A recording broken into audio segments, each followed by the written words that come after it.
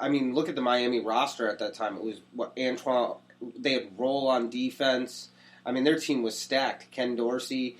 I mean, Ken Dorsey obviously didn't do well in the NFL, but as far as college teams were concerned, both of the, 6 overtimes, Miami loses on. I still think that flag was the right call because it helped out Ohio State, but at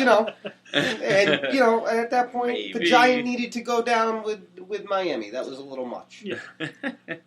So, back in 2014, University of Alabama Birmingham played their final season of football. The university officials determined that they had a $30 million budget to deal with athletics, and football took $20 million of that $30 million.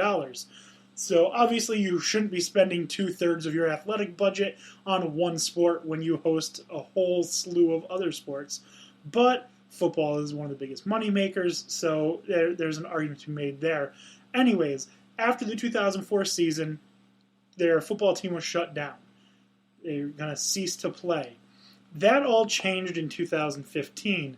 2015, there were millions upon millions of dollars raised by boosters, by fans, by alumni to bring the football team back.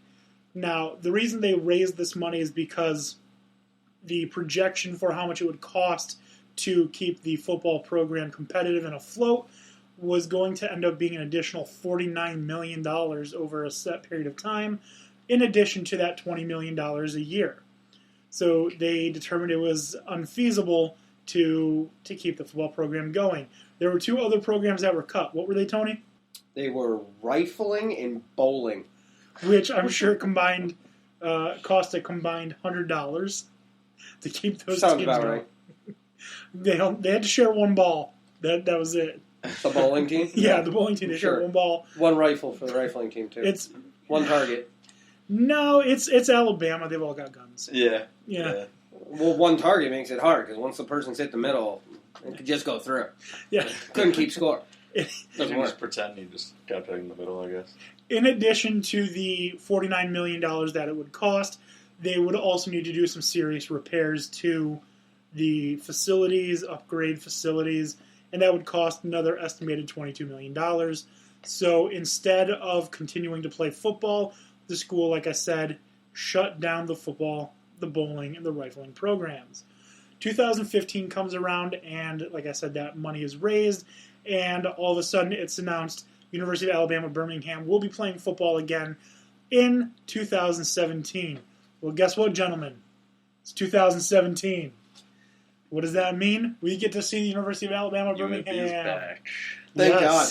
Yes. Yet while they're a Conference USA program, a team that has only ever been to one bowl game, despite the fact that they've been Division I-A since 1991, it broke my heart to see that school was no longer going to be yielding a football team, especially when you have players in the NFL from that school.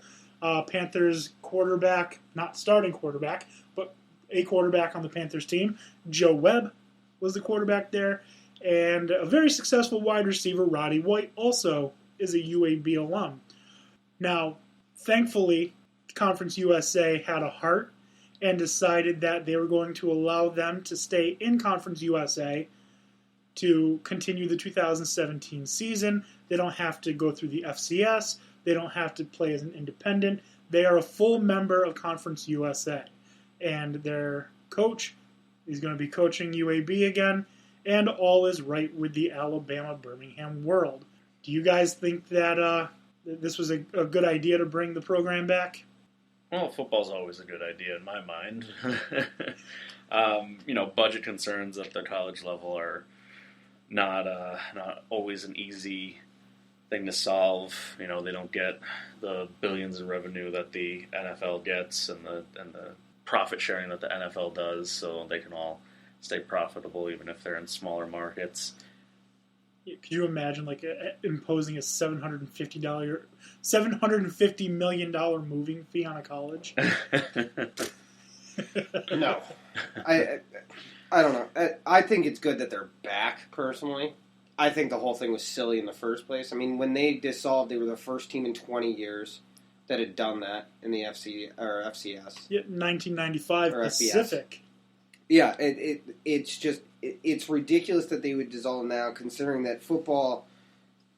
I mean, football itself was what almost killed. I mean, the football itself killed the Big East basketball for what it was, because football is the more profitable sport. I feel like there's more to this than is really being said. I feel like this is political. I've heard a lot of different reasons. As far as the training facilities, what I noticed is at one point there was a new training facility that was agreed upon by the town and the board. It was approved for $10 million in a training facility that got, funny enough, approved after the team dissolved. I don't know how that happens. Ended up going to a soccer field. But then at the same time, right before that, they denied a new small stadium for the football team to avoid their flooding field that they have. There was also the fact that I heard that they wanted to focus on UAB not being a football school. They wanted to focus on their med school program, which, I mean, certainly advertise your academics, but that's not selling ad space on TV or getting you on TV. Also doesn't get podcasts. Well, yeah, it did now. So good job, UAB. You accomplished what you wanted. You're welcome, everybody. Yeah, when we put this up, we're gonna do a hot tag med school. Mm-hmm. Yeah, perfect. Put it up for Mildred Ellie. No, but the other thing that kills me is this just We're totally doing these sponsorships, yes. I just hope you know. The other thing that kills me is this is it's a setback to the program. A lot of the players, if you look at who was on that team when it dissolved in 2015, they ended up transferring, and a lot of them had very successful college careers for other universities. And it's like you hit pause and now you have to reset the game. Like you didn't save the game and you just kind of like turned it off and now you're turning it back on. Now you have to redo everything you just did. You have to go out. You have to get people who want to come here. And what kind of negative effect does that have on recruiting? Sure, you could have used the idea like Ronnie White came to our school and look where he ended up. But now you're recruiting for a kid who may not even know if that program's going to last. Like, there is that idea that this may be on shaky ground. Been cut once. What's to stop it from And I like the coach coming back, but that still doesn't mean you don't have to go out there and recruit and get a bunch of people who need to play for this team out of a lot that's been recruited for the last 3 years by all these other great programs around. But they have one thing that not a lot of other schools have. You can legitimately tell, if you know who you want to go after, you can legitimately tell 22 players, right now, the spot is yours unless someone takes it. Yeah, the spot is yours. To me, it's kind of nice to see Alabama, Birmingham accept the fact and kind of just, with the help of the support of the school itself and the former people who were at the school, just be like, okay, we kind of messed up on this choice. And it's nice to see him back, considering what appears to be the reasoning, the backstory why they got taken away from them in the first place. Yeah, it is kind of messed up that they lost their program in the first place. It has happened to other programs, not on the same level. Recently, Hofstra dropped their football program completely, but it was a tragedy to see UAB losing their football program, partially because I enjoyed watching their games. I like Conference USA. Marshall games are fun to watch. Akron games are fun to watch. I like the smaller conferences outside of the Big Ten. I'd much rather watch a Sun Belt game than an SEC game. Oh, I like MAC games too. You can throw those on. I mean, you get Buffalo Central against, Michigan. You get Buffalo against Miami of Ohio. Northern Illinois. Those seem to be great games out of nowhere. So, I mean, bring them more back in if the programs. I think it's kind of silly that they were gone in the first place, but I'm all for them returning. Yeah, so we'll see. I'm looking at their schedule right now, trying to see if there's any chance that they will have a decent season. Not looking good. I'm betting on them for everything. The spread's going to be huge. What? 60-point spread? My money's on it. Yeah, so they play Alabama A&M. They play Ball State. They play Coastal Carolina, North Texas. Then they're off.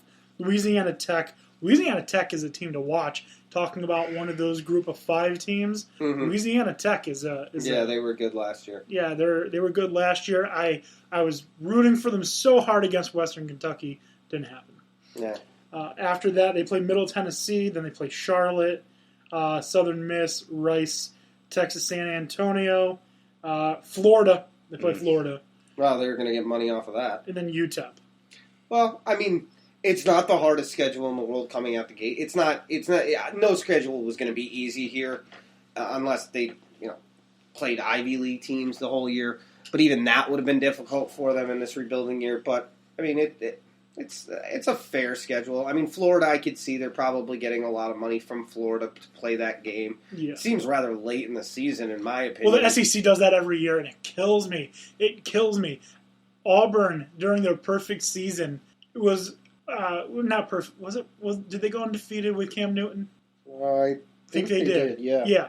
So they played like Prairie View A&M just as they started getting tired.